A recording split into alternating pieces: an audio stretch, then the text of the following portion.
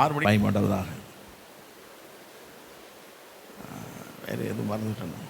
சரி, வாசிங்கள். மார்க் எழுதின சுவிசேஷம் 1ஆம் அதிகாரம். மார்க் எழுதின சுவிசேஷம் 1ஆம் அதிகாரம் 40ஆம் வசனம். அப்பொழுது குஷ்டரோகி ஒருவன் அவரிடத்தில் வந்து அவர் முன்பாக முழங்கால் படியிட்டு, உமக்கு சித்தமானால் என்னை சுத்தமாக்க உம்மால் ஆகும் என்று வேண்டிக் கொண்டான். இயேசு மனதுருகி கையை நீட்டி அவனை தொட்டு, எனக்கு சித்தம் உண்டு, சுத்தமாகு என்றார்.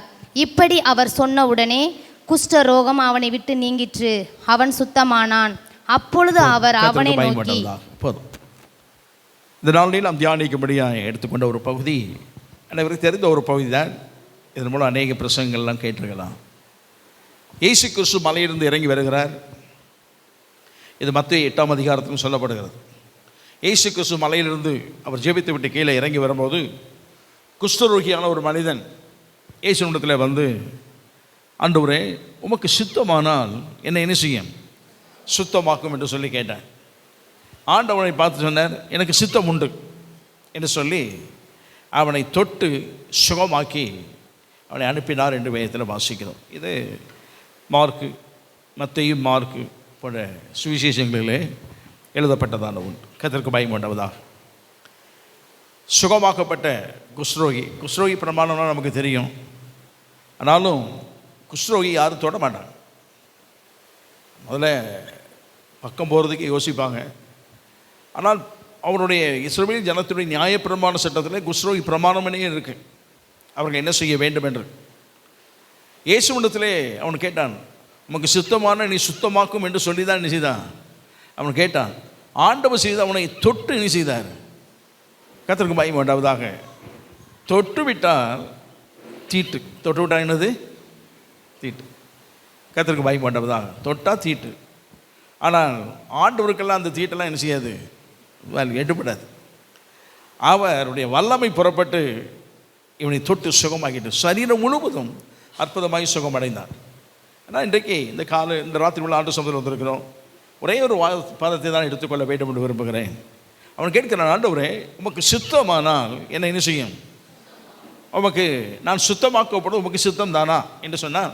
ஆண்டு சொல்கிறார், எனக்கு சித்தம் என்று சொல்லி, என்னுடைய சித்தம் உன்னில் நிறைவேற்றப்படுவதாக என்று சொல்லி சித்தத்தை நிறைவேற்றினார்.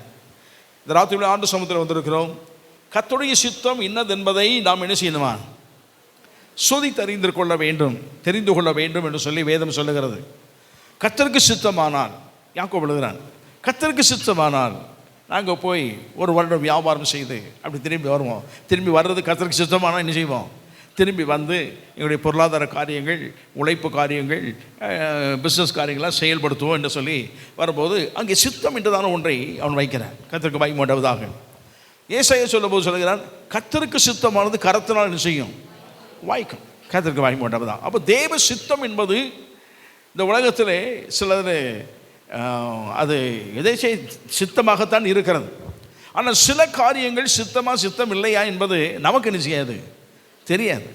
ஆனால் அந்த சித்தத்தை அறிந்து கொள்ளக்கூடிய ஒரு கிருபை நமக்கு வேண்டும். இன்னொரு வயது சொன்னால், சித்தத்தை அறிந்து கொள்ளக்கூடிய உணர்வுகள் நம்முடைய வாழ்க்கையில் இருக்க வேண்டும். சித்தத்தை தேடி தெரிந்து கொள்ள வேண்டும். ஆமாம், கர்த்தருக்கு பயம் உண்டாவதாக. நம்ம அநேக முறை சித்தம் என்பது நமக்கு தேவ சித்தம் தானா அப்படின்னு பலர்கிட்ட கேட்குறோம். நான் இப்படி செய்ய போகிறேன், தேவ சித்தம் தானா என்று சொல்லி நான் பலர் இடத்துல கேட்குறோம். கர்த்தருக்கு பயம் உண்டாவதாக. நமக்கு தெரியல சித்தம் இல்லைன்னு தெரியல. மனப்போன போக்கில் போய் செய்கிறோம். சிலது சக்ஸஸ் ஆகிடுது, சிலது தோல்வியானவொன்னே சித்தம் இல்லை போல அப்படின்னு நாம் போயிடும். ஆனால் சித்தம் என்பதை அறிந்து கொள்வதற்கு தேவன் இந்த வேதாகமத்தில் பல வழிகளை வைத்திருக்கிறார். சித்தத்தை அறிந்து கொள்வதற்கு பல வழிகளை வைத்திருக்கிறார். கர்த்தருக்கு பயம் உண்டாவதாக. சுலபமான வழிகள் எல்லாம் வச்சிருக்காரு. கொஞ்சம் ஆவிக்குரிய வாழ்க்கையில் முன்னேறின நல்ல நபர்களுக்கு இன்னும் கண்டுகொள்வதற்கு அதுக்கு நல்ல ஒரு மேம்பட்ட ஒரு வழியை கர்த்தர் வைத்திருக்கிறார். பல வழிகள் இருக்கிறது. கர்த்தருக்கு பயம் உண்டாவதாக. நாம் கர்த்தருடைய சித்தத்தை எப்படி எல்லாம் தெரிந்து கொள்ளலாம் என்று சொன்னால், வேதத்தில் நமக்கு நிறைய ஆதாரங்கள் இருக்குது. இதன் மூலம் தான் கர்த்தருடைய சித்தத்தை தெரிந்து கொள்ள முடியும்.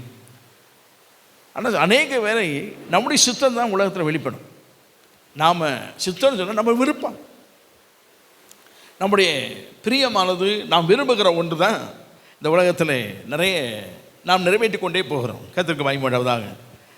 ரொம்ப முக்கியமாக எதில் தான் பார்ப்பாங்கன்னா, ஒரு பொருள் வாங்கும்போது கூட சித்தம்லாம் பார்க்க மாட்டாங்க.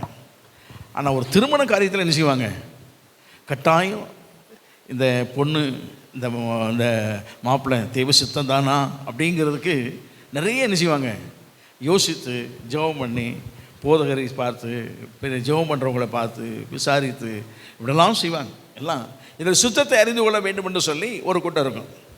ஒரு கூட்டத்தை ஏற்கனவே ஃபிக்ஸ் பண்ணிடுவாங்க. ஆனாலும் புறப்படும் போது ஒரு ஜெபம், ஆண்டவரே நமக்கு சித்தமானால் என்ன செய்யும், எல்லாம் ஃபிக்ஸ் பண்ணி எல்லாம் முடிச்சுட்டு வந்திருப்பாங்க. ஆனால் ஜெபம் பண்ணுறது மட்டும் என்ன செய்வாங்க, நமக்கு சித்தமானதே என்ன செய்யும், ஆண்டவர் நில்லு, இது எனக்கு சித்தம் இல்லைன்னு சொன்னால் புறப்படாமல் இருப்போம்னு நினைக்கிறீங்களா? பாவம், ஆண்டவர் நம்மளை பார்த்து சொல்கிறது இல்லை. அப்படி சொன்னால் நம்ம ரொம்ப அதைரியம் ஆயிடுவோம். அவர் சரி போய் பிற பார்த்துக்க அப்படின்ட்டு விட்டுருவார். ஆனால் நாம் ஏற்கனவே ஃபிக்ஸ் பண்ணி வைத்ததுக்கு சித்தம் தேடக்கூடாது. ஆனால் ஒன்றுமே இல்லாது இருக்கும்போது தேவ சித்தம் என்ன என்பதை நாம் என்ன செய்ய வேண்டும். அப்போ தேவ சித்தம் வேண்டும் என்று சொன்னால் அதை ஆண்டவர் தெரிவிப்பார். சித்தத்தை தெரிவிப்பதற்கு நமக்கு பல வழிகளை வைத்திருக்கிறார். கர்த்தருக்கு மகிமை உண்டாவதாக. நாம் கட்டாயம் தேவ சித்தத்தை அறிந்து கொள்ள வேண்டும். தெரிந்து கொள்ள வேண்டுமானால் என்ன செய்யணும் அப்படின்னா, வேதத்தில் பல காரியம் சொல்லப்படும். தாவீது சொல்லுகிறான், ஆண்டவரே 143 சங்கீதத்தில் சொல்லும்போது 10ஆம் வசனத்தில், உமக்கு பிரியமானதை செய்ய எனக்கு என்ன செய்யணும், போதித்தரணும். எனக்கு என்ன செய்யணும், போதித்தரணும். Lord teach me to do thy will. உம்முடைய சித்தத்தை, அதில் பிரியமானதுன்னு சொல்லப்படுகிறது தமிழில். ஆங்கில வேதாமத்தில் உமக்கு சுத்தமானதை செய்வதற்கு எனக்கு என்ன செய்யுமா, நீ எனக்கு போதித்தரணும், போதி ஆண்டவரே என்று சொல்லுகிறேன். கர்த்தருக்கு மகிமை உண்டாவதாக. ஆகவே கர்த்தருக்கு சுத்தமானதை கர்த்தர் நமக்கு அவர் போதிப்பாராக. இன்னொரு பற்றி சொன்னால் கற்றுத் தருவாராக. ஆமாம், கர்த்தருக்கு ஸ்தோத்திரம் உண்டாவதாக. தாவீதுடைய வாழ்க்கையில் யுத்தம் வந்தாலும் அவன் தேவ சித்தத்துக்கு தான் காத்திருக்கிறான். இது தேவ சித்தம் தானா அப்படின்னு சொல்லி, ஆண்டவரே யுத்தத்துக்கு போகணும், உம்முடைய சித்தம் தானா, நான் இதில் ஜெயிப்பேனா, உங்களுடைய சித்தம் என்ன? ஆண்டு சொல்வார், என் சித்தம் தான்ப்பா, நீ போ அப்படிம்பாரு. சில நேரங்களில் இப்போ போகாத, நேரம் கழிச்சு போ, இப்படி போ அப்படின்லாம் சொல்லி பல வழிகளை கர்த்தர் சொல்லுவார். அப்படி சித்தப்படி அவன் செயல்படுகிற காலங்கள் எல்லாம் அவன் வெற்றியை பெற்றுக்கொண்டான். ஒரே நேரத்தில் தான் இவன் விருப்பத்தை நிறைவேற்றினான், பாதிப்பும் வந்துச்சு, பிரச்சனையும் வந்துச்சு. ஆனால் எல்லாவற்றையும் தேவ சித்தத்தை கேட்டவன் ஒரே ஒரு இதில் மட்டும் தேவ சித்தத்தை கேட்காமலே அவனையும் செய்துட்டான். விரும்பினது, அவன் விரும்பினது. கர்த்தருக்கு மகிமை உண்டாவதாக. அவன் விரும்பினது அவனுக்கு பிரச்சனையாகவே தான் இருந்ததே தவிர அது அவனுக்கு ஆசீர்வாதத்தை என்ன செய்யலை, கொண்டு வரவில்லை. நம்முடைய வாழ்க்கையில் நம்முடைய விருப்பங்கள் அநேக முறை செய்கிறோம், சில வேலையில் சக்ஸஸ் ஆகிறது, தேவன் கிருபை செய்து அது ஆசீர்வாதத்தை தந்து விடுகிறார். சிலது தோல்வியாகி போய் விடுகிறது, மனம் சஞ்சலப்படுகிறோம், ஜெபித்து தானே போனோம் என்று சொல்கிறோம். ஆனால் சித்தம் அறிந்து செய்ய வேண்டும் என்று தேவன் விரும்புகிறார். தேவ பிள்ளையுடைய வாழ்க்கையிலே தேவ சித்தம் கட்டாயம் தெரிய வேண்டும். ஆமாம், கர்த்தருக்கு மகிமை உண்டாவதாக. தேவ சித்தத்தை வேதத்திலே பல காரியங்கள் சொல்லப்பட்டிருக்கிறது. கர்த்தருக்கு மகிமை உண்டாவதாக. தேவ சித்தம் எப்படி அறிந்து கொள்வது? வேத வசனத்தின் மூலமாக அறிந்து கொள்ள முடியும். ஆமாம், கர்த்தருக்கு மகிமை உண்டாவதாக. இந்த காரியம் செய்ய வேண்டும் என்று நாம் ஒன்றும் தெரியாது இருக்க சூழ்நிலைகளை இந்த வேதாகமத்தை நாம் வாசிக்கும் போது, வேதை திறந்து வாசித்து, ஆனால் சித்தம் தெரிவதற்கு கண்ணு மூடிலாம் தரக்கூடாது. சில சித்தம் தெரிவதற்கு என்ன செய்வாங்க, காலையில் எழுந்து இதை பார்க்க போகிறேயா, ஏதாவது வசனம் கூடாண்டு வரேன் பிஏச்சு, பாப்பா வாவா கையை வை ஆவை அப்படி திறந்து பார்த்து மேலே இருக்கிற வசனம் கீழே இருக்கிற வசனம் அவங்களுக்கு விருப்பமான ஒரு இடத்த பார்த்து ஒரு சரி இந்த வசனம் தேவ சித்தம் தான் அப்படி சொல்லி இந்த மாதிரிலாம் வாசிக்கக்கூடாது. இது பிரச்சனை உண்டு பண்ணிடும், இது நமக்கு பிரச்சனை உண்டு பண்ணிடும். இப்படி திறந்து வாசிப்பது சில அறியாமை உள்ள காலங்களிலே சிலருக்கு அது தூண்டில் போடுறது. ஆண்டவரை பற்றி தெரியாதவன், ஆண்டை பற்றி அறியாதவன் ஒருவேளை அந்த எல்லையில் வர வேண்டும்னு சொல்லி இருக்கும்போது, ஒருவேளை அவங்களாம் செய்தாங்களே நம்மளும் செய்து பார்ப்போம்னு சொல்லி திறக்கும்போது தூண்டில் போட்டு இழுத்துருவார். அது தூண்டிலில் பிடிக்கிற மீன். நாமெல்லாம் சுகமாக ஒரு கைக்குள்ளே வந்தால் அப்படி கையை நீட்டினா கைக்குள்ளே வந்து ஏறுற மீன். ஆமாம், கர்த்தருக்கு மகிமை உண்டாவதாக. நம்மெல்லாம் அவருக்கு செல்ல பிள்ளைகள், அப்படி கையை நீட்டினா ஓடி வந்து உட்காரக்கூடிய ஆட்கள். வரமாட்டேங்கிறதுல பிடிச்சி இழுப்பாங்க. பிடிச்சி இழுக்கும்போது கை முறுக்கும், கை சுழுக்கும், சட்டை கிளியும் எல்லாம் வரும். ஆனாலும் ஆள் கடைசியில் இங்கே வந்து தான் நிற்பாங்க. நாம் அப்படி வர்ற ஆட்கள் இல்லை, கையை நீட்டாக ஓடி வரக்கூடிய ஆட்கள். நமக்கு தூண்டில் போட்டு சித்தம் தெரியக்கூடாது.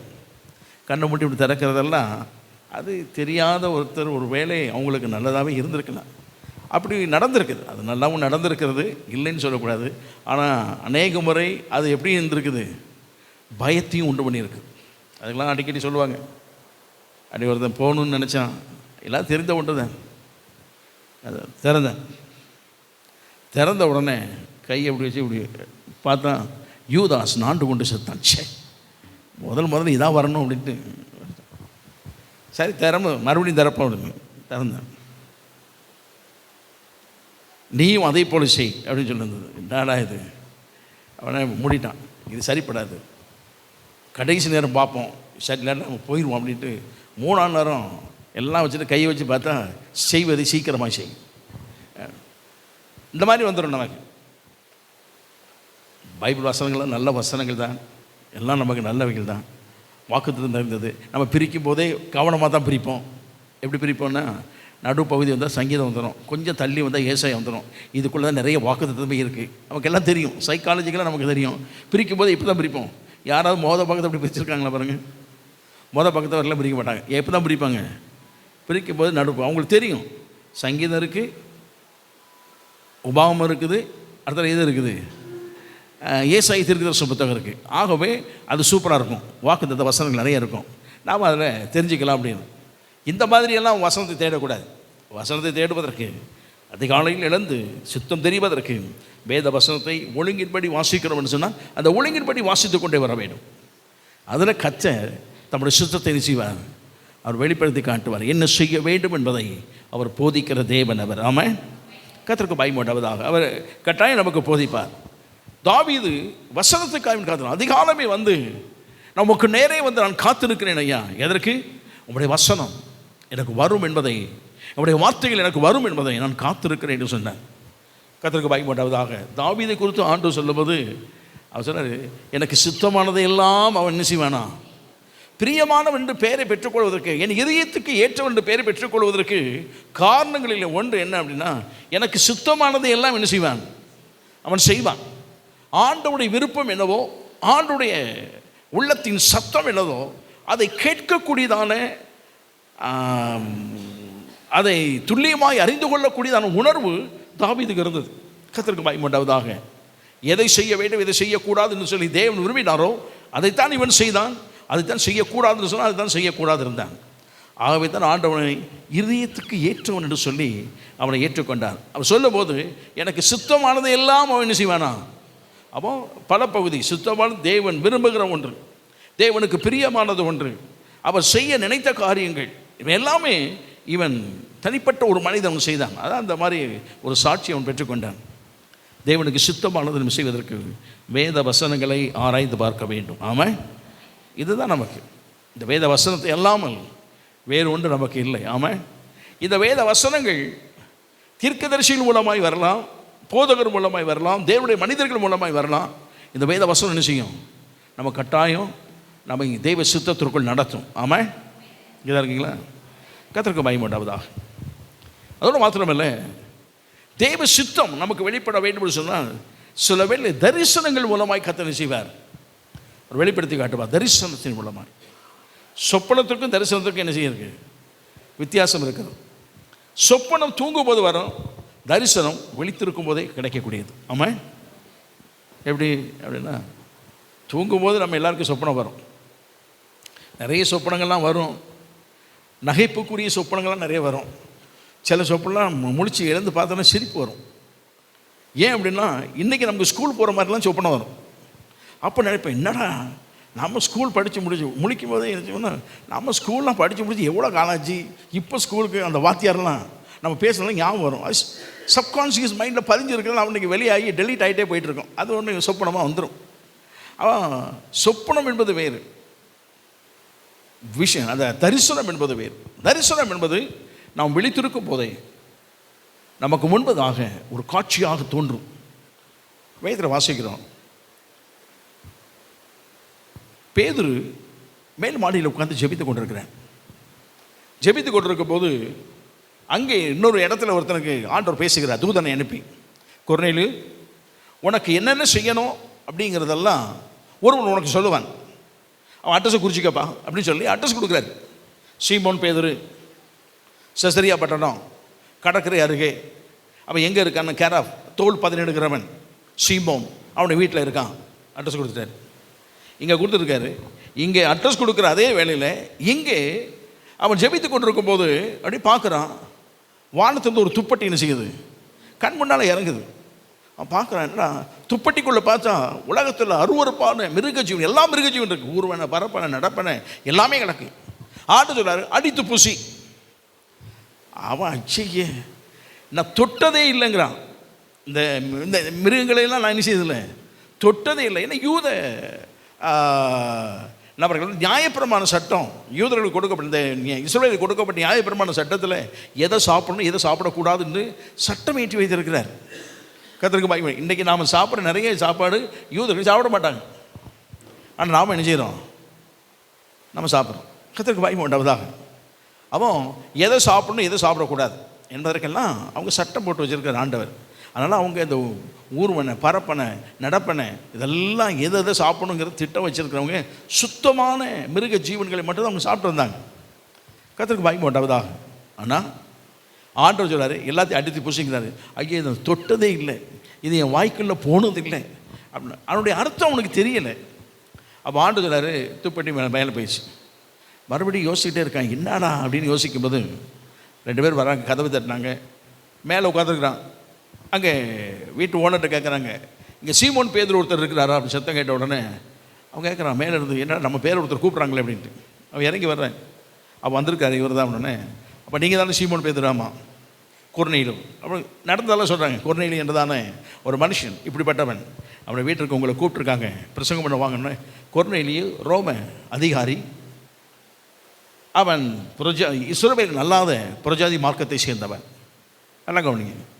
அப்போ புரிந்து கொண்டான், கர்த்தர் அவர் குறிப்பிட்ட ஜனம் என்று சொல்லப்பட்ட இஸ்ரவேலர்களை மாத்திரமல்ல, யூதர்களை மாத்திரமல்ல, மற்ற எல்லா நபர்களையும் அவர் என்ன செய்கிறாரு, அவர் சேர்த்துக்கொள்ள வேண்டும், தம்முடைய ராஜ்யத்துக்குரியவனாய் மாற்ற வேண்டும் என்று சொல்லி ஒரே துப்பட்டிக்குள் அடக்கிவிட்டார் என்பதை அப்போது உணர்கிறான். அப்போ தான் நினைத்தான், இயேசு கிறிஸ்துவுடைய சுவிசேஷ பிரபலியம் உலகமெங்கும் போக வேண்டும் என்று சொன்னார்.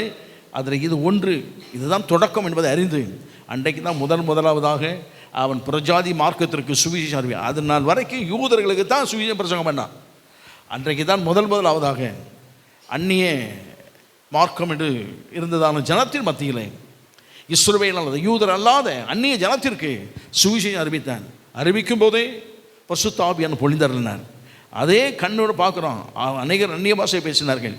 அவன் சொல்லுகிறான், நாம் 1ஆம் நாளில் பெந்தேகோஸ்தே நாளில் பெற்றுக்கொண்ட அபிஷேகத்தை போலவே பெற்றுக்கொண்ட பரிசுத்த ஆவி இறங்கினார். அதே போலவே கொர்நேலியு வீட்டில் இறங்கி வந்ததை நான் பார்த்தேன். ஆமாம், அவன் சொல்லுறான். அப்போது ஆண்டவர் ஒரு ஜனத்தை ரட்சிப்பதற்கு, யூதர்கள் மாத்திரமல்ல, உலகத்தில் எல்லா ஜனங்களும் ரட்சிக்கப்பட வேண்டும் என்பது தேவனுடைய சித்தம். தேவனுடைய சித்தம். அந்த சித்தத்தை நிறைவேற்றுவதற்கு ஒருவனுக்கு தரிசனம் கொடுத்து அவனை கொண்டு தேவன் பயன்படுத்த ஆரம்பித்தார். அவர் ஆமாம், கர்த்தருக்கு பயன்படாவதா தேவ சித்தத்தை அவர் வெளிப்படுத்துவதற்கு ஆண்டவர் தரிசனங்கள் மூலமாக நமக்கு காட்டுவார். ஆண்டவர் இப்போ நம்ம ஒரு வேளை இவனுக்கு தெரிவிப்பதற்கு தரிசனம் கொடுத்துருக்கலாம். ஆனால் நம்முடைய வாழ்க்கையில் தேவ சித்தம் ஒரு காரியத்தை செய்து முடிக்க வேண்டும் என்று யோசிக்கிறோம். நமக்கு புரிந்து கொள்ள முடியவில்லை, தெரியலை அப்படின்னு சொன்னால் ஆண்டவர் உட்கார்ந்து நம்ம கேட்போம் என்று சொன்னால் தேவன் அப்படி சித்தத்தை தரிசனத்தின் மூலமாய் காட்ட வல்லவர் அவர். ஆமாம், கட்டாயம் காட்டுவார். கர்த்தருக்கு பயன்படாவதாக வேதத்தின் மூலம் காட்டுவார், தரிசனத்தின் மூலமாக காட்டுவார், ஜெபம் எல்லாவற்றின் மூலமாக காட்டுவார். ஜெபம் நமக்கு சொல்லக்கூடாத, அதாவது அதை சொல்லாமலும் இருக்க முடியாத ஒன்று. ஜெபம் என்பது தேவ சித்தத்தை அறிந்து கொள்வதற்கு ஜெபம் கட்டாயம் என்ன செய்யும், எல்லாவற்றிനും உடைய ஜெபம் அடி கடந்து வரும். ஜெபம் என்பது நமக்கு தேவ சித்தத்தை வெளிப்படுத்தி காட்டுவதற்கு நல்ல ஒரு வழி, நல்ல ஒரு வாய்ப்பு. அது ஜெபம் தான். கர்த்தருக்கு பயந்து உண்டாவதாக. ஜெபத்தின் இது நம்ம எல்லாருமே செய்வோம். ஏன்னா நமக்கு வேறு வழி தெரியாதுல்ல. ஆகவே ஆண்டவரே இது சித்தமாக சித்தம் இல்லையா தெரியாது, ஏதாவது சொல்லும் ஐயா அப்படின்னு சொல்லி கேட்போம். சத்தங்கள் கேட்கும். சில நேரங்கள் ஆண்டவர் வசனத்தின் மூலமாய் சொல்கிறார், ஏதாவது ஒன்று சொல்லிடுவார் அப்படின்னு. ஜெபத்தின் மூலமாய் போகும்போது கர்த்தர் ஜெபத்திற்கு அவர் பதில் கொடுக்க வல்லவர். ஜெபத்தின் மூலமாய் சித்தத்தை என்ன செய்வார், அவர் வெளிப்படுத்தி காட்டுவார். கர்த்தருக்கு பயன்படுவதாக. தரிசனத்தின் மூலமாய் அவர் காட்ட வல்லவர். அப்போ சொன்ன பவுல் த்ரோவா பட்டணத்தில் பிரசங்கம் பண்ணான். பண்ணிட்டு அங்கே இருக்கும்போது தேவனுடைய வார்த்தையை சொல்ல வேண்டும், பக்கத்து கிராமங்களுக்கெல்லாம் போவோம்னு சொல்லி அவருடைய குழுவினர் புறப்படும் போது பரிசுத்த ஆவியானவர் அவனை அந்த எல்லைக்கு விட்டு போக கூடாதபடி தடுத்தார் என்று வேதம் சொல்கிறது. என்னடா பரிசுத்த ஆவியானவரை தடுப்பார், ஒரு லீடிங் இருக்காது.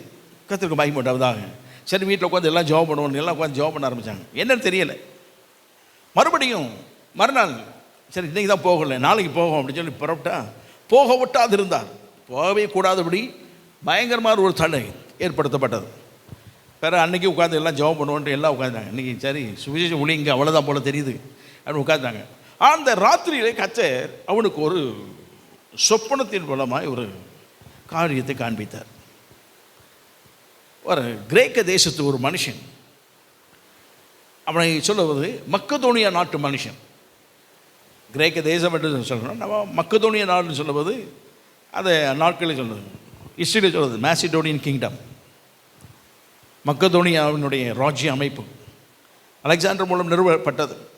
அதனால் ஐரோப்பா கண்டம் முழுவதுமே அவனுடைய ஆளுகைக்கு உட்பட்ட ஒரு காலகட்டங்கள். ஆகவே அங்கே உள்ள மக்கள் எல்லாமும் ரோம ராஜ்யத்திற்கு உள் வந்தாலுமே கிரேக்க ஆளுகையின் கிரேக்கனுடைய சாரம் தான் அங்கே இருந்தது. கர்த்தருக்கு மகிமை உண்டாவது. ஆகவே தான் மக்கதோனியா என்று சொல்லும் போது புரிந்து கொள்வதற்காக சொல்லப்பட்டது. அங்கிருந்து ஒரு மனிதர் வந்தான். ஒன்று உடை அளவிலே தெரிந்திருக்க வேண்டும், இல்லை அதனுடைய பேச்சு அளவிலே தெரிந்திருக்க வேண்டும், ஏதோ நமக்கு தெரியாது. ஆனால் அந்த மனுஷன் சொப்பனத்தில் வந்து கேட்குறான், ஐயா எங்கள் நாட்டுக்கு வந்து சுவிசேஷம் சொல்லுங்கள், எங்கள் நாட்டுக்கு நீங்கள் தேவை. அவன் யோசித்தான். விழித்து கொண்ட போது ஒரு மக்கதோனியா நாட்டு மனுஷன் வந்து என்னை கேட்குறானே, அப்படின்னா ஆண்டவர் இந்த ஊழியத்தை எல்லாம் இங்கே செய்ய வைத்தது உண்மைதான். ஆனால் அவருடைய சித்தம் எங்கே போகுது? இன்னொரு கண்டத்திற்கு போகிறது. அதுதான் தொடக்கம். ஐரோப்பா கண்டத்தினுடைய வாசல் திறக்கப்படாகிறது. கர்த்தருக்கு மகிமை உண்டாவதாக. ஆகவே ஐரோப்பா கண்டத்தின் வாசல் என்று சொன்னால் அன்றைக்கி பிலிப் பட்டணம் தான். ஏன்னா பிலிப் பட்டணம் என்று சொல்லப்படும் போது அதுதான் முதல்ல அங்கே அவருடைய ராஜ்ய அமைப்பு. அலெக்சாண்டருடைய தகப்பனார் பெயர் பிலிப், அந்த பிலிப் பெயரில் வச்சது. அங்கேருந்து ஆரம்பிக்க வேண்டும் என்று சொல்லி ஆண்டவர் சித்தம் வச்சாரோ தெரியாது. ஆனால் அங்கே இருந்து சுவிசேஷம் பிரபலியமாக்கப்பட வேண்டும், அந்த கண்டம் முழுவதும் அறிவிக்கப்பட வேண்டும்.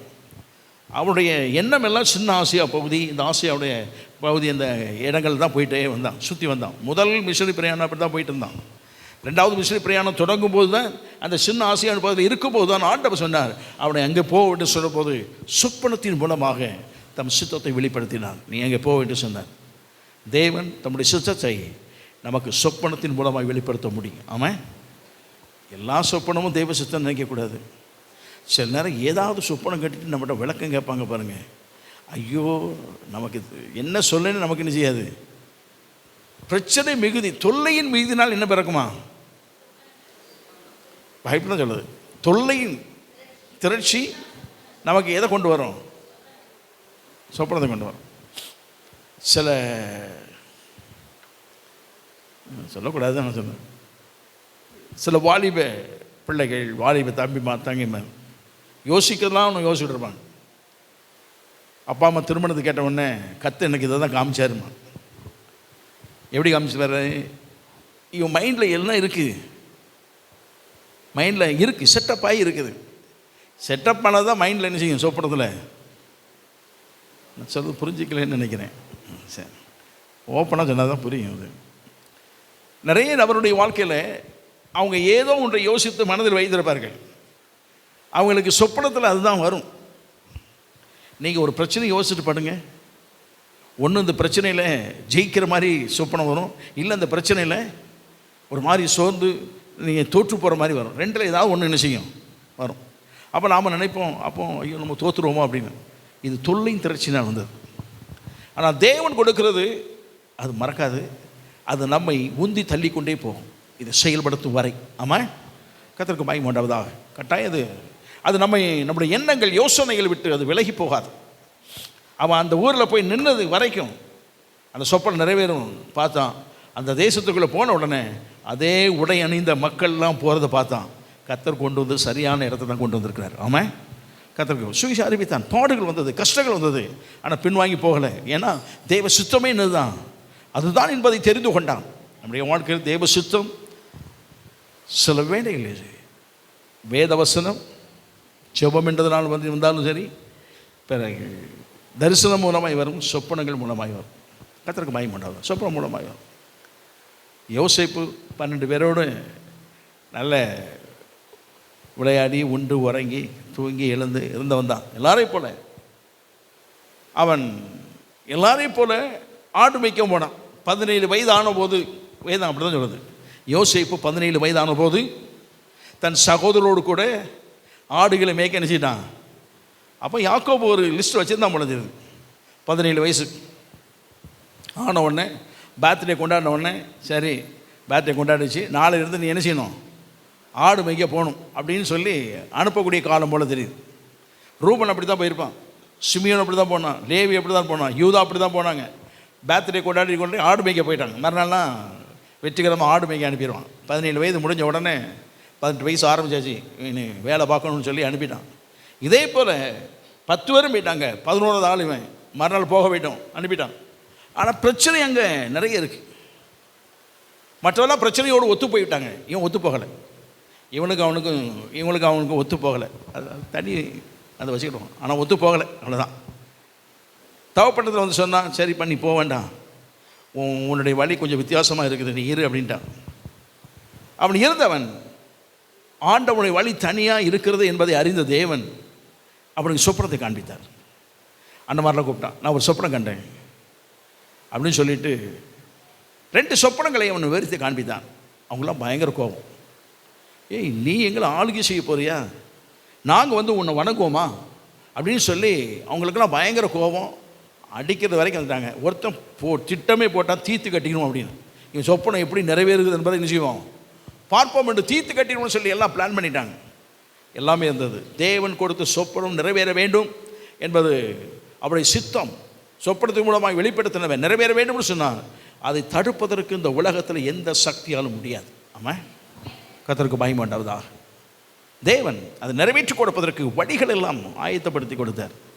அப்பா வீட்டில் இருக்கிற வரைக்கும் என்ன செய்யாது,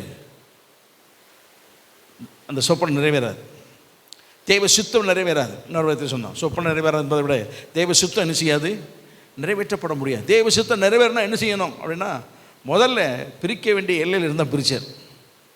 ரொம்ப நேசித்த எல்லை இருந்தால் முதல்ல பிரித்தார். அவர் சொன்னார், தற்செயலாக போய் சாப்பாடு கொடுத்துட்டு வாப்பான்னு சொன்னார். போயிட்டு அடையாளம் வாங்கிட்டு வா அப்படின்னார். ஆனால் போனவன் தான் போன மாதிரியாவே ஆகிட்டார். அவன் யோசித்தான், அனுப்பியிருக்க வேண்டாமோ அப்படின்னா. அனுப்பியிருக்க வேண்டாம்னாலும் தேவன் அனுப்புவதற்கு வழிகளை வைத்திருக்க தான் செய்வார். ஏனென்றால் தேவ சித்தம் என்ன செய்ய வேண்டும், நிறைவேற்றப்பட வேண்டும். காலங்கள் நடுவில் நிறைவேற்றப்பட வேண்டும்.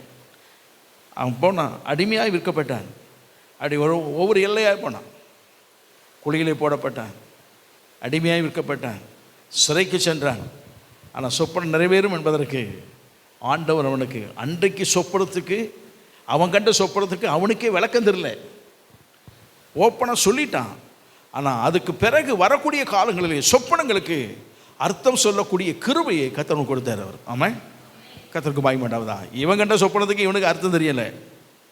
ஆனால் இன்னொருவர் கண்ட சொப்பனத்துக்கு அர்த்தம் தெரியும்படி தேவன் இவனை வசனங்களினாலே புடமிட்டு புடமிட்டு புடமிட்டு உருவாக்கி வைத்திருந்தார் அவர். ஆமாம், சில வேளை தேவ சித்தம் நிறைவேற்றப்படுவதற்கு தேவன் நமக்கு கொடுத்த சொப்பனங்கள் மாறாதவை, அது காலங்களுடைய நிறைவேறியே தீரும். அதற்கு நாம் செல்லுகிற பாதை, பிரச்சனைகள், நிறைவேறுமான்ற கேள்விக்குறிகள் எல்லாமே இருந்தாலும், ஆனால் தெய்வ சித்தம் என்று ஒன்று இருந்தால் அதை யாராலும் தடைப்படுத்த முடியாது. நாம் தெய்வ சித்தத்தை அறிந்து கொள்ள முடியும். ஆமாம், சொப்பனங்கள் மூலமாக கர்த்தர் அவன் மேலே உட்காந்துட்டான். கடைசியில் 11 பேரும் வணங்கினாங்க. அவனும் 10 பேர் வணங்கும்போது கூட வெளிப்படுத்தல பாருங்கள், அது வாசிக்கும்போது ரொம்ப சூப்பராக இருக்கும். 10 பேர் வந்துட்டீங்களாடா அப்படின்னு சொல்லிட்டு, நான் தான் யோசிப்பு, வந்தீங்களா வணங்குனீங்களா அப்படிலாம் ஒன்றும் கேட்கல. அவன் சொப்பனம் என்னது, எத்தனை அறிக்கட்டு வணங்குச்சு, 10 தான் வணங்கியிருக்கு, இன்னும் 1 பாக்கி இருக்குது. அந்த 1 என்ன செய்யணும், வரணும். அப்போ தான் சொன்னான், வரக்கூடிய வழியை ஏற்படுத்தினான். தானாக 11வது வந்து வணங்கிச்சு. 11 வணங்கி நின்ன உடனே சரி அவன் சொன்னான், நான் யோசிப்பு. அவன் அப்போ தான் அவங்க நினச்சிருப்பாங்க, அன்னைக்கு அவன் கண்ட சொப்பனம் விளக்கம் எல்லாருக்கும் அப்போ தான் தெரிஞ்சிருக்கும். ஆனால் அந்த சொப்பனத்தின் விளக்கம் இவன் காலங்கள் நடுவை புரிந்து கொண்டான். அது எப்படி நடக்கும் என்பது தான் தெரியலை, அவன் புரிந்து கொண்டான். தேவன் இந்த சித்தத்திற்கு நடத்தினார் அவர். ஆமாம், தேவ சித்தம் என்ற ஒன்றை நாம் வைத்து விட்டோம் என்று சொன்னால் ஆண்டவர் நமக்கு பல வழிகளை காண்பிப்பார். இதெல்லாம் தேவன் காட்டுகிற வழிகள். ஆனால் நிச்சயமாக தேவ சித்தத்திற்கு ஒப்பு கொடுத்தோன்னா எந்த வழிகளினாலும் அதை செயல்படுத்த கட்டாயம் நமக்கு கிருபை செய்வார் அவர். ஆமாம், கர்த்தருக்கு மகிமை உண்டாவதாக. கட்டாயம் செய்வார் அவர். கர்த்தருக்கு ஸ்தோத்திரம் உண்டாவதாக. தெய்வ மனிதர்கள் இதெல்லாம் நமக்கு தெரியும். கர்த்தருக்கு மகிமை உண்டாவதாக. தேவனுடைய வார்த்தை சத்தம் கேட்கும். நமக்கு சில நேரங்களில் ஒன்றுமே சொப்பனம் இருக்காது, ஒன்றும் இருக்காது, ஒன்றுமே இல்லாமல் வெறுமையாக இருப்பது போல் தெரியும். அமைதலாக தெய்வ சமுத்திரம் வந்து சித்தமாக இல்லை, எனக்கு தெரிலப்பா, சொப்பனமும் இல்லை, தரிசனமும் இல்லை, எனக்கு அந்த ஜபமும் ஓட மாட்டேங்குது, எனக்கு ஒன்றும் தெரிய மாட்டேங்குது. யார் பாஸ்டர் சொல்லுவார்னு பார்த்தாலும் அவருக்கும் சொல்லலை, சரி தீர்க்கதரிசி சொல்லுவார்னு பார்த்தாலும் தீர்க்கதரிசின்னு சொல்லலை, எனக்கு ஒன்றுமே புரியலைப்பா, எனக்கு நீ செய்யணும்னு சொல்லி உட்காந்து நீங்கள் ஆண்டோட்ட ஒரு நாளும் 2 நாளும் உட்காந்துருந்தீங்கன்னா தேவனுடைய சத்தம் காதுகளில் மெல்லிய துணியாய் துணிக்கும். ஆமாம், கட்டாயம் துணிக்கும். கர்த்தருக்கு மகிமை. தேவன் நம்மோடு பேசக்கூடியவர். அவருடைய சத்தம் காதுகளில் துணித்து, இதுதான் மகனே, கர்த்தருக்கு மகிமை உண்டாவதா, இதுதான். ஒரு வேளை புரிந்து கொள்ள முடியாமல் போகலாம் சில சத்தம். ஆனால் மறுபடியும் உட்கார்ந்து நம்ம ஆண்டோட கேட்டோன்னா அந்த சத்தத்தை மறுபடியும் நமக்கு உணர்த்துவார். சாமுவேலையும் கூப்பிட்டார். அவனுக்கு இவ்வளோ நாள் சாமுவேலும் கூப்பிட்டார் யார் தான்? ஏலி தாத்தா தான் கூப்பிடாரு. டேய் சாமுவேலே எங்கடா இருக்கேன் அப்படின்னு சொல்லி ஒரு கற்றுவார். அவன் தாத்தா இங்கே தான் இருக்கேன் அப்படின்ட்டு ஓடி வருவான். அவ்வளோ சின்ன பையன்தான். அவனுக்கு ஒவ்வொரு நாளும் ஏலி கூப்பிட்ற சத்தம் தான் கேட்கணும். ஆனால் இந்த இரவில் சத்தம் கேட்குது, ஏலி தான் கூப்பிட்றான்ட்டு ஓடி போய் பார்த்தா அவர் சொன்னார், நான் கூப்பிடலையே. சரி ஏதோ போயிட்டான். மறுபடியும் கூப்பிட்டான். 3வது முறை கூப்பிட்டு போதை புரிஞ்சுக்கிட்டாரு, சரி இவனை கர்த்தர் தான் கூப்பிட்றாரு போல தெரியுது. ஏன்னா ஒரு தேவ மனுஷன் இல்லையா அவரும் அன்றைக்கு அவர் தான் பிரதான ஆசாரியன். அவர் தேவ மனுஷன் இல்லை. அண்ணே சரி ஒன்று செய், நீ சின்ன பையனாக இருக்கேன், என்னன்னு தெரியாது, கர்த்தாவே சொல்லும் அடியே. அவனை சின்ன விதத்தில் சொல்லி கொடுத்தாரு, எப்படி ஆண்டவர்கிட்ட பேசணுங்க சொல்லி கொடுத்தாரு. அவனும் எழுந்து உட்காந்து சத்தம் கேட்ட உடனே கர்த்தாவே சொல்லும் அடியே. ஆண்டு கூப்பிட்டார், இங்கே வா அப்படின்னு கூப்பிட்டார். இங்கே வான்னு கூப்பிட்ட இடம் எந்த இடம்னு நினைக்கிறீங்க? ஆண்டு சொன்னார், இங்கே வா ஒன்று பேசணும்னு சொல்லி ஆண்டு பேசினார். அவன் பேச்சை கேட்டுகிட்டே உள்ளே போயிட்டான். எங்கே போயிட்டான்னா, யாரும் உள்ளே நுழையக்கூடாதுன்னு சொல்ல மகா பிரதான ஸ்தலம் வைத்திருக்கிற உடன்படிக்கை பெட்டி பக்கம் போயிட்டான். அங்கே சும்மா போனால் எல்லாம் செத்தே போயிடுவான். இவன் போயிட்டான். ஆனாலும் கர்த்தர்கிட்ட பேசினார் பாருங்க. பேசினார். சத்தம் தொனித்தது. கர்த்தருக்கு மகிமை உண்டாவதா. சத்தம் தொனித்தது. அதை கேட்டு கர்த்தருக்கு மகிமை உண்டாவதாக. பிறகு காலையில் பார்த்தா ஏலிக்கு பயங்கர ஆச்சரியம். என்னென்னா உள்ளே போனால் எவனும் செத்து போயிடுவான். இவன் உள்ளே போயிட்டு வெளியே வந்தேன்னு சொல்கிறான். என்னடா இது?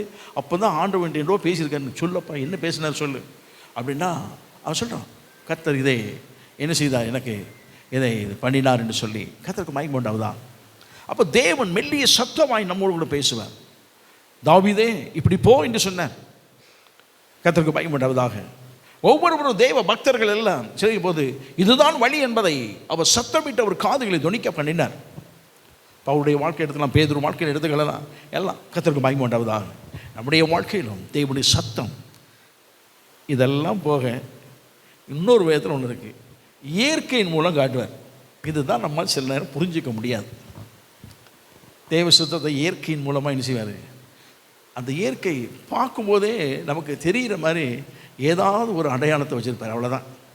அதில் தான் தேவ சுத்தம் என்ன செய்யணும், நாம் கண்டுபிடிக்க வேண்டும் என்று சொல்லி வைத்திருப்பார். இடத்த கொண்டு காமிச்சிருவார், வச்சிருப்பார். அதில் நாம் தான் கொஞ்சம் கண்டுபிடிக்க கஷ்டப்படுவோம். அது தேவனோட உறவுகள் இருக்கும்போது தான் அந்த எல்லையை நாம் கண்டுபிடிக்க முடியும். எப்படி சொல்கிறேன்? ஆண்டவர் சொன்னார், ஆபிரகாமே உடைய ஏக சுதன், ஒரே புத்திரன், அவன் யாரோ அவன் என்ன செய்யணும், எனக்கு நீ என்ன செய், பலியிடு சொல்லிட்டார். எங்கே பலியிடு சொன்னார்? மோரியா மலை. மோரியா மலைன்னு சொல்லும்போது ஏதோ ஒரு மலை இங்கே இருக்குது, இங்கே வச்சுக்கிடுவோமே. ஆண்டு சொல்கிறார், இந்த பக்கம் திருமையும் கோட்டை பக்கம் இருக்கிற அந்த மலைக்கு போ அப்படின்னா வேறு எங்கேயும் போக மாட்டோம். கண்ணை விட்டு இந்த கோட்டை இருக்குது, அந்த மலையில் இருக்குது, மலையில் ஒரு இடத்த காமிச்சாரா போய் நின்றுவோம். கர்த்தருக்கு மகிமை உண்டாவதா. ஆனால் ஆண்டு சொல்வது மோரியா மலை என்று சொல்வது ஒரு பெரிய ஒரு இடம். அது 7 மலைகள் சூழ்ந்த ஒரு இடம். 7 மலைகள் சூழ்ந்திருக்கும், நடுவில் ஒரு மலை இருக்கும். ஆக இந்த 7 மலைகளால் சூழப்பட்ட ஒரு இடம். அந்த இடத்துக்கு எல்லாமே பேர் தான் என்னது தான் மோரியா. அவன் அங்கே போய் நிற்கிறான். பார்த்தா மலைகள் மலைகளாக தெரியுது. மலைகள் மலைகளாக தெரியுது. எங்கே பலியிடுவது? பிரச்சனை. தேவன் இதை விரும்பி விட்டார். தேவ சித்தம் பலியிட வேண்டும் என்று சொல்லி கேட்டுவிட்டார். நான் செய்ய போகிறேன், ஆனால் எங்கே போய் செய்கிறது? அங்கே எல்லாம் அப்போ தான் வேதம் சொல்லுது, கண்களை ஏறெடுத்து செய்தான். கண்களை ஏறெடுத்து பார்க்கும்போது தேவன் எந்த இடம் என்பதை அவர் தரிசனத்திலே காட்டுவார். அவர் நிற்கிற தீபிக மகிமையினாலே அவர் காட்டுவார். அவர் ஆமாம், இயற்கையிலே கர்த்தர் வைத்திருக்கிறார் தேவ சித்தத்தை நிறைவேற்றக்கூடிய. அப்படி பார்க்கும்போது இதுதான் என்பதை தெரிந்து கொள்ள பண்ணுவார். அன்னைக்கு போயிட்டான், போய் பலியிட்டு வந்துட்டான். அவனும் பலியிட்டு வந்துட்டான். அது யாருக்கும் தெரியாது, யாருக்கும் தெரியாது, சாராளுக்கும் தெரியாது, அதுக்கப்புறம் வந்த ஆட்களுக்கு தெரியாது, சந்ததிக்கு தெரியாது. கடைசியில் சாலமோன் ஆலயத்தை கட்டும்போது எங்கே தான் கட்டினான்? ஆலயத்தை எங்கே தான் கட்டினான்? அந்த எல்லைக்கு ஆண்டவர் எப்படி கொண்டு தான் நினைக்கிறீங்க? அதெல்லாம் வெறும் பொட்டலான பூமி, ஒன்றுமே, மக்கள் எல்லாம் கொஞ்சம் கொஞ்சம் அங்கங்கே இருந்தாங்க, அவ்வளோதான்.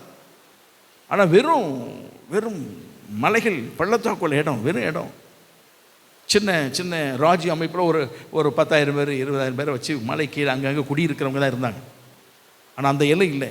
எபூசியர்கள் வந்ததுக்கு தான் அந்த எல்லையை ஆக்கிரமித்து அவர்கள் இருந்தார்கள். எபூசியர்கள் வாழ்ந்திருந்தார்கள். அந்த பட்டணம் முதல்ல மோரியா மலையிலிருந்து வேறு எபூசியர்களுடைய பட்டணம் என்று சொல்லி பேர் வந்தது. எபூசியர் பட்டணம் வந்த உடனே தாவீது அந்த எபூசிய பட்டணத்தை கைப்பற்றினார். எபூசு பட்டணத்தை கைப்பற்றது அப்படின்னாலே அது தாவீதின் கோட்டை அப்படின்னு சொல்லி வந்தது. அதுக்கு பேர் என்ன பேர்? தாவீதின் கோட்டை. தாவீதின் கோட்டைன்னு வந்தது. அந்த கோட்டைக்கு இன்னும் அவன் போகலை. அப்படி இருக்கிற காலத்தில் கர்த்தருக்கு பயம் உண்டாவதாக ஒரு வாதம் ஏற்பட்டது. வாதம் ஏற்பட்டதுனால ஏற்பட்ட பிரச்சனை. 70,000 பேர் சேர்த்துட்டாங்க. 50,000 70,000 பேர் சேர்த்துட்டாங்க. அப்போ ஒரு தூதன் என்ன செய்தான்? பட்டயத்தை உருவிட்டு நிற்கிறான். எங்கே நிற்கிறான்னா, அர்வனாவின் நிலம், அந்த இடம், அது மோரியா மலை. அந்த இடம் எந்த இடம் அப்படின்னா, ஆபிரகாம் ஈசாக்கு பலியிட்ட இடம்.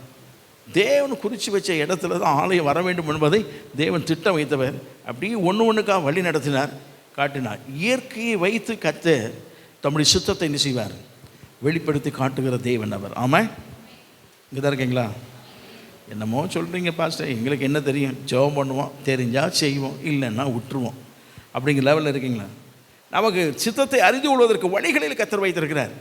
நம்ம எதிலும் பின்வாங்கி போய்விடக்கூடாது, தோற்று போகக்கூடாது என்பதற்கு தான் ஆண்டவர் வைத்தது. இதெல்லாம் இருக்கட்டும், இது அல்லாமல் ஒன்று இருக்குது.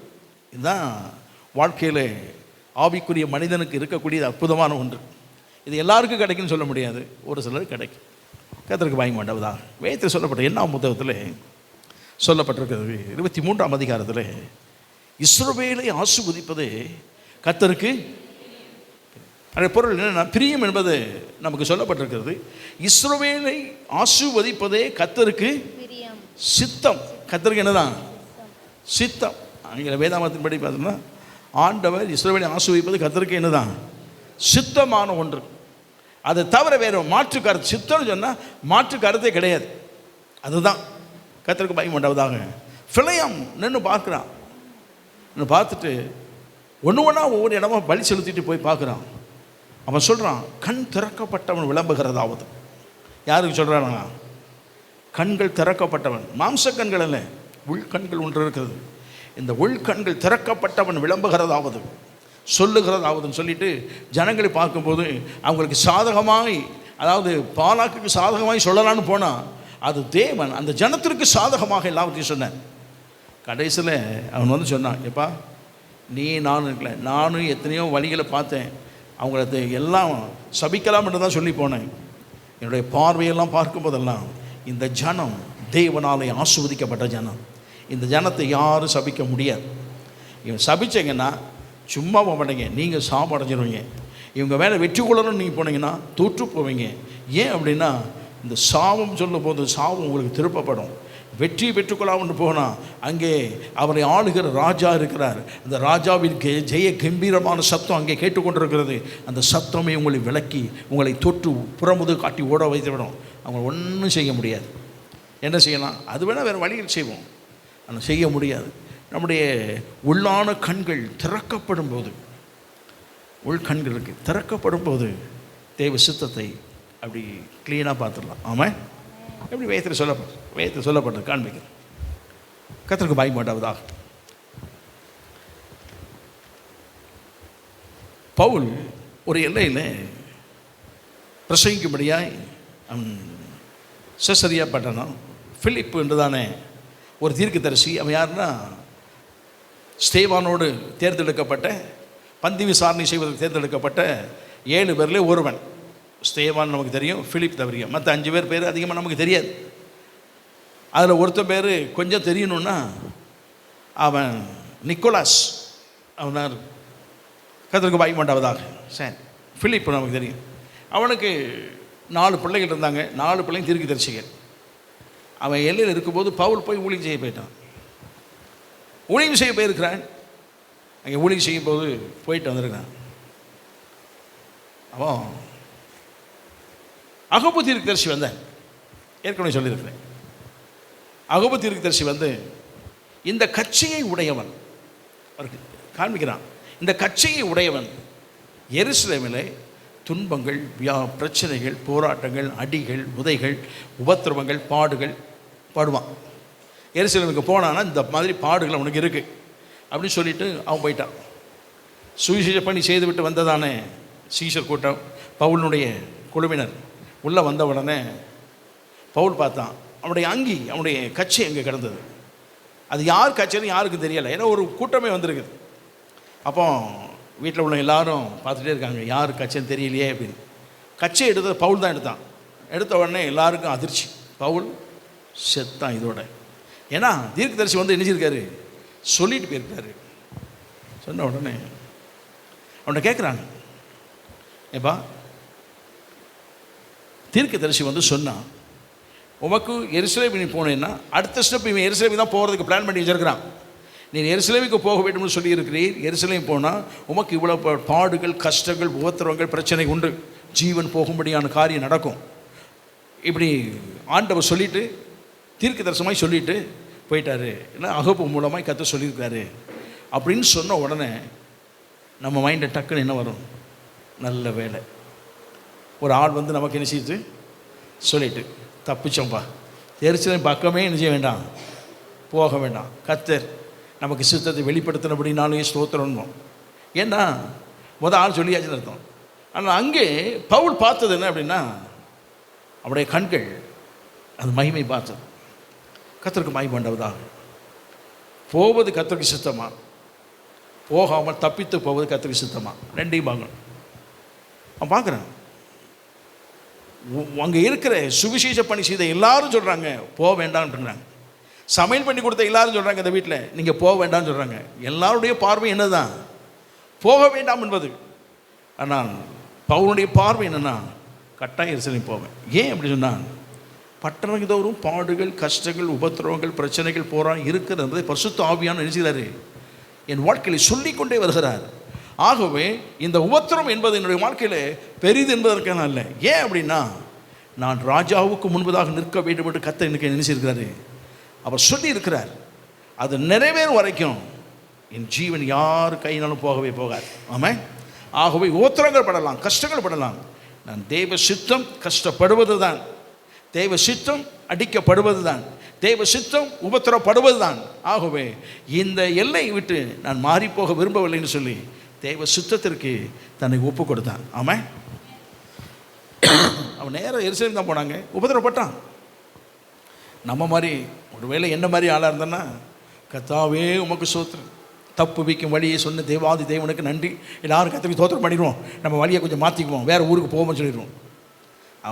அவன் பார்வையே, அவனுடைய உள்ளான கண்கள் பார்க்கிற பார்வை, இதுதான் தெய்வ சித்தம் என்பதை அறிந்து கொண்டான். இன்னும் கொஞ்சம் விளக்க சொல்லணும். தாவீது ஒரு எல்லையில் உட்கார்ந்துருக்கிறான், எப்ரோனில் உட்கார்ந்துருக்கிறான். ஒருவன் வேகமாய் ஓடி வந்தான், தலைவரை வெற்றி, ராஜாவை வெற்றி, தாவீதை உமக்கு வெற்றி, கர்த்தர் நோடு இருக்கிறார் எல்லாம் சொல்லி புகழ்ந்துக்கிட்டு வாரான். என்னப்பா வாரான்? கையில் 2 அடையாளம் வேற கொண்டு வரான்.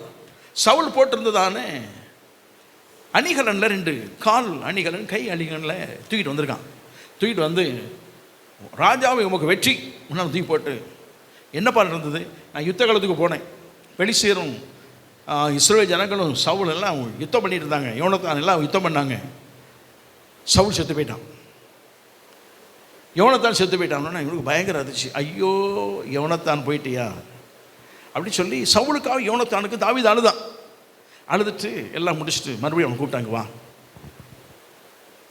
என்னது பார்த்தப்ப இருந்து சொல்லு அப்படிங்கிறான். சொல்கிறான், நான் யுத்த காலத்துக்கு போனேன். சவுல் ஈட்டியில் போய் விழுந்து குற்றியும் கொலையுமா கத்திட்டு கிடந்தார். என்னை கூப்பிட்டாரு, நான் போனேன். என்னை கொண்டு போட்டுனாரு. கட்டை எடுத்து கழுத்தை ஒரே வெட்டாக வெட்டிட்டேன். உமக்கு வெற்றி விழா கொண்டாடுறதுக்கு முக்கியமான பங்கு யார் தான்? நான் தான். உம்முடைய எதிராளி செத்தான். அவனுடைய வார்த்தை எப்படி தான் இருந்திருக்கணும். எதிராளி செத்துட்டான். சந்தோஷப்படக்கூடிய இடம். ஏன்னா இவ்வளவு நாளுக்கு துரத்தி அடித்தது யார் தான்? சவுல் தான். துரத்தி அடித்தான். இது காணாதுன்னு இந்த பட்டத்தில் இருக்கான்னு சொன்னோன்னே படையோடு கொண்டு வந்து அந்த பட்டத்தை சூழ்ந்து கொண்டான். இப்படிலாம் இருந்தது. சவுல் தாவீதை எப்படியாவது கொன்று விட வேண்டும் என்று சொல்லி என்ன செய்தான்? பல வழிகளை செய்து வந்தவன்.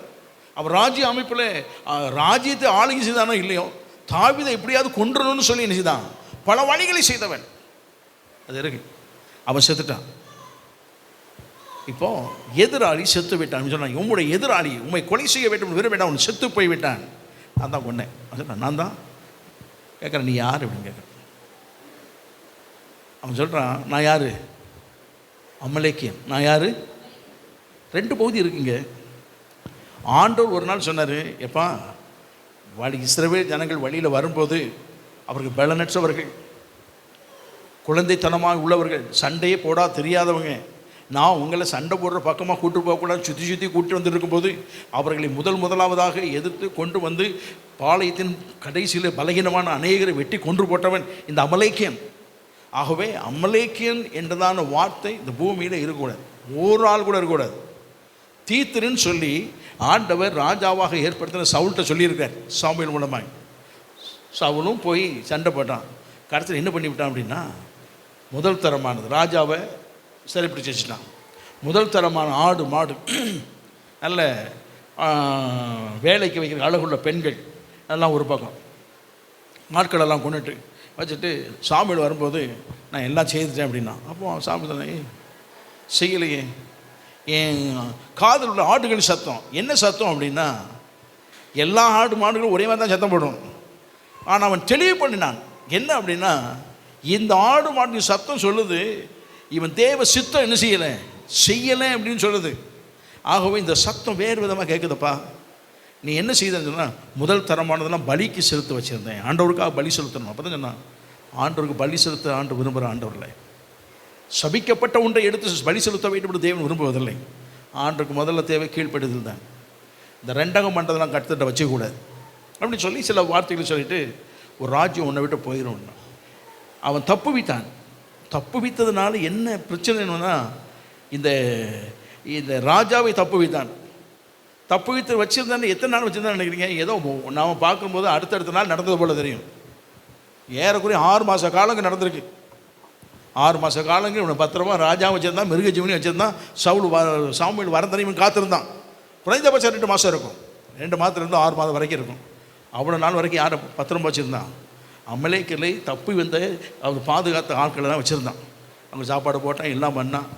ஆனால் அதுதான் இவனுக்கு மட்டும் இல்லை, இஸ்ரவேல் ஜனங்களுக்கே அது பின்னால் பிரச்சனையாக தான் இருந்தது. கர்த்தருக்கு பயன் உண்டாவது. எப்படிலாம் பிரச்சனை வந்து பிறகு சொல்கிறேன். அதில் இவன் வந்த உடனே கர்த்தர் சுத்தம் என்னது, ஒருத்தன் கூட நாசிகள் சுவாசமுள்ள ஒன்று கூட அமலேக்கியர்களை என்ன செய்யக்கூடாது. மிருக ஜீவனாலும் சரி, மனுஷக நரஜீவனாக இருந்தாலும் சரி, 2ஐயும் காலி பண்ணுங்க தான் ஆண்டோடைய சித்தம். பூமியில் அவன் பேர் இருக்கக்கூடாதுன்னு சொல்லி ஆண்டவர் என்ன செய்தார்? வார்த்தை எழுதி வைத்து விட்டார். நியாய பிரமாணத்தை எழுதிய வச்ச மாதிரி எழுதி வச்சிருக்காரு. மோசையின் பிரமாணத்தை வாசிப்பார், எழுதி வச்சிருக்கார். அப்படி இருக்கும்போது நீ அவளை தப்பு வைத்து விட்டாய். ஆனால் இங்கே இந்த இடத்துல பாரு, நற்செய்தி கொண்டு வந்திருக்கிறான். சவுல் எதிராளியை கொன்று விட்டு வந்திருக்கிறான். நல்ல செய்தி. இவனுக்கு பரிசுகள்லாம் கொடுக்கப்பட வேண்டும். இவனை இங்கே பார்க்கலாம், தெய்வ சித்தம் என்னது. பரிசு கொடுப்பது, இவனை வாழ்த்தி இவனை நாட்டில் ஒரு பிரஜையாய் சேர்த்து கொண்டு இவனை நல்ல ஒரு போர் வீரனாக அல்லது ஒரு நல்ல தலைமை பதவி கொடுத்து இவனை வைத்துக் கொள்வதா? இல்லை. அமலேக்கன் என்று சொல்லி ஆண்டவர் சித்தம் வைத்திருந்தாரே ஒன்று, அவன் நாசியில் சுவாசமுள்ள எவனையும் விட்டு வைக்கக்கூடாதுன்னு சொல்லி வைத்தாரே, அதை செய்வதா? எதை செய்யணும்? நம்ம என்ன செய்வோம்? நான் என்ன செய்திருப்பேன்? ஒரு வேளை வெற்றிகரமாக செய்யிட்டு வந்துட்டப்பா, இந்தா பரிசு வாங்கிக்க, நீ பிறகு வந்து ராஜ்ய அமைப்பு போனோடனே வந்து பாரு, நான் உனக்கு பதவி இதை தாருன்னு சொல்லியிருப்போம். அவன் என்ன செய்தான்னா, மறுபடியும் கேட்டான். அவன் வாயிலிருந்தே வரவழைத்து அமலேக்குன்னு சொன்ன அடுத்த சனமே தீர்த்துட்டான். ஏன்னா தேவனுடைய சித்தம் அமலேக்கன் என்ற ஒருவன் இருக்கக்கூடாது. ஆமாம், கர்த்தருக்கு பயப்படாததாக. இந்த விதத்திலே சந்தோஷப்படுவதா, எதிராளி போய்விட்டான் என்பதற்கு சந்தோஷப்படுவதா, இல்லை தேவ சித்தம் செய்வதற்கு இவனை தீர்த்து கட்டுறதா? எது வேணும்? நாம் சந்தோஷத்தை தான் விரும்பும். ஆனால் அவன் சந்தோஷத்தை விரும்பவில்லை. நான் அழுதாலும் பரவாயில்லை, நான் கண்ணீர் விட்டு கதறினாலும் பரவாயில்லை, தேவ சித்தம் ஒன்று இருக்கிறது, அமலேக்கன் இருக்கக்கூடாது. ஆமாம், இதை பார்க்கக்கூடிய கண்கள் நமக்கு இருந்தால் தான் தேவ சித்தம் செய்ய முடியுமே தவிர இல்லாட செய்ய முடியாது. ஆமாம், இங்கே தான் இருக்கீங்களா? நான் சொல்ல புரியுது அவங்களுக்கு? தேவ சித்தம் செய்வதற்கு நம்முடைய கண்கள் பிரகாசிக்க வேண்டும். கர்த்தருக்கு பயப்படாததா?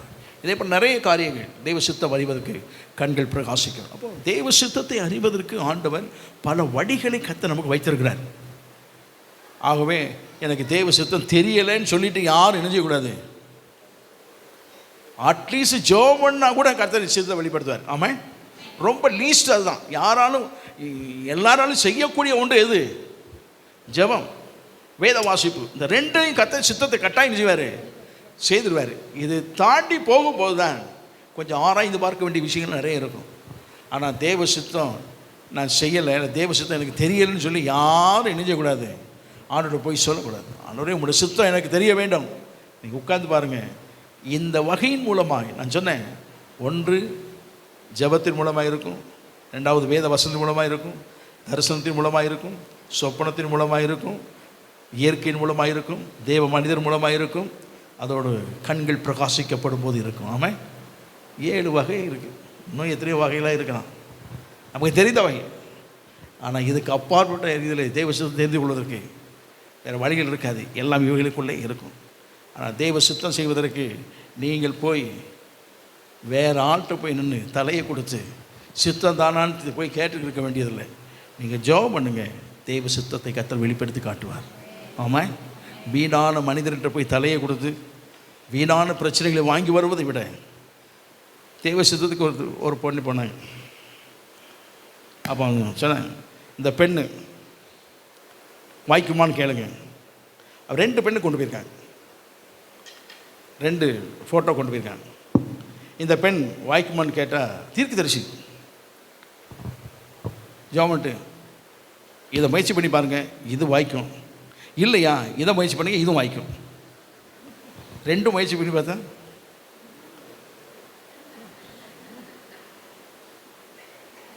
2 முயற்சி பண்ணி பார்த்தா என்ன ஆகும்னு நினைக்கிறீங்க? தேவ சித்தம் ஒன்று தான் இருக்கும். தேவ சித்தம் இப்படி தான் இருக்கும், பிரமாணத்தை மீறி இருக்காது. இந்த பைபிளுக்கு மீறி என்ன செய்யாது, இருக்காது. இதையும் பாருங்கள் அதையும் பாருங்கிறேன். என்ன பிள்ளை எனக்கு கிடைக்கணும் ஜெபம் பண்ணுங்க. இந்த பிஸ்னஸ்க்கெலாம் போய் கேட்காதீங்க. ஆர்டர் எந்த பிள்ளை கொடுத்தாலும் சந்தோஷம். ஆமாம், நீங்கள் கேட்கவேன்னா அது கேட்டதே கொடுப்பார், கொடுக்கனால வருத்தப்படக்கூடாது. ஆனால் இதுக்காக போய் அது ஆண் பிள்ளை பிறக்கும், இல்லாவிட்டாலும் உனக்கு எது பிறக்கும்? அப்புறம் யானையாக பிறக்கும். ஒன்று ஆண்டவர் நியமித்தது 2 தான், நியமித்தது 2 எது. ஆனால் நமக்கு ஏற்றுக்கொள்ளக்கூடிய மனப்பான்மை இருக்கணும். நமக்கு எதை கொடுத்தாலும் கர்த்தர் கொடுக்குறது, சந்தோஷமாக பெற்றுக்கொள்வோம். கர்த்தர் கொடுத்தது, கர்த்தர் ஈவு, கர்த்தருடைய ஆசீர்வாதம். இதுக்கு போய் தீர்க்க தரிசனம் போய் கேட்பது, இதுக்கு போய் தேவ சித்தம் இதெல்லாம் வச்சுக்கூடாது. கர்த்தர் குழந்தை கொடுத்தார், கர்ப்பம் ஆஸ்வதிக்கப்பட்டதான், கர்த்தருக்கு ஸ்தோத்திரம். நல்ல சுகமான பிரசவத்தை தாரும் ஜெபம் பண்ணுங்க, அது தேவை. அது கர்த்தருக்கு பயமாட்டவதா. ஆனால் வீணான காரியங்களுக்கு தேவ சித்தம் தெரிவதற்கு யார் கண்ணிலையும் யார் தலையை ஏட்டையும் போய் தலையை கொடுத்து பிரச்சனை வாங்கி கொடுக்கூடாது. நீங்கள் ஜெபம் பண்ணி பாருங்கள், நிச்சயம் கட்டாயம் இந்த வழிகள் எந்த வழிகளால் ஒன்றில்லை கட்டாயம் தெரியும். ஆமாம், கண்டுபிடிச்ச ஜெபம் பண்ணுங்க. தேவ சித்தம் நிறைவேற என்னையும் படைக்கிறே, தேவ சத்தம் என்னுள்ளம் பலமாக தோணிக்குதே. தேவ சித்தம் நிறைவேற என்னையும் படைக்கிறே. தேவ சத்தம் என்னுள்ளம் பலமாக தோணிக்குதே. முன்னறிந்து அழைத்தவரே முன்னின்று நலமுடன் நடத்துவார். முன்னறிந்து அழைத்தவரே முன்னின்று நலமுடன் நடத்துவார். சகலமும் நன்மைக்கென்றே சாட்சியாய் முடித்திடுவார். சகலமும் நன்மைக்கென்றே சாட்சியாய் முடித்திடுவார். சித்தம் நிறைவேற என்னையும் ஒப்படைக்கிறே.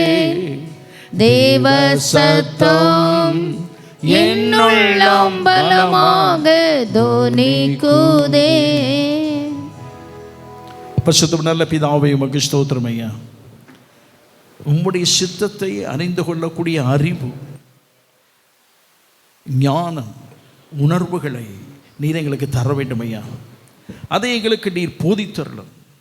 அது ஜபத்தின் மூலமாய், வேத வசனத்தின் மூலமாய், ஆண்டவரே தரிசனங்கள் மூலமாய், சொப்பனங்கள் மூலமாய், நீர் வைத்திருக்கிற இயற்கையின் மூலமாய், தெய்வ மனிதர்கள் மூலமாய், ஆண்டவரே இயற்கையின் மூலமாய் எங்களுடைய கண்கள் பிரகாசிப்பதன் மூலமாய் தெரிவிப்பதற்கு நீர் வல்லவரையா.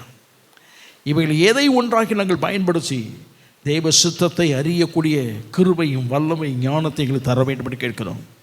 நாங்கள் தெய்வ சித்தத்தை விட்டு வழுவி போகாதபடி நீர் எங்களை காத்துக்கொள்வீராக. வசனம் கேட்ட உங்களுடைய பிள்ளைகள் ஆசீர்வதியும். இயேசு கிறிஸ்து மூலம் ஜெபிக்கிறோம் நல்ல பிதாவே. ஆமென். நாத்துமாவே கர்த்தரை ஸ்தோத்திரி. நாத்துமாவே கர்த்தரை ஸ்தோத்திரி. ஆமென். ஆமென். ஹல்லேலூயா, ஹல்லேலூயா, ஹல்லேலூயா.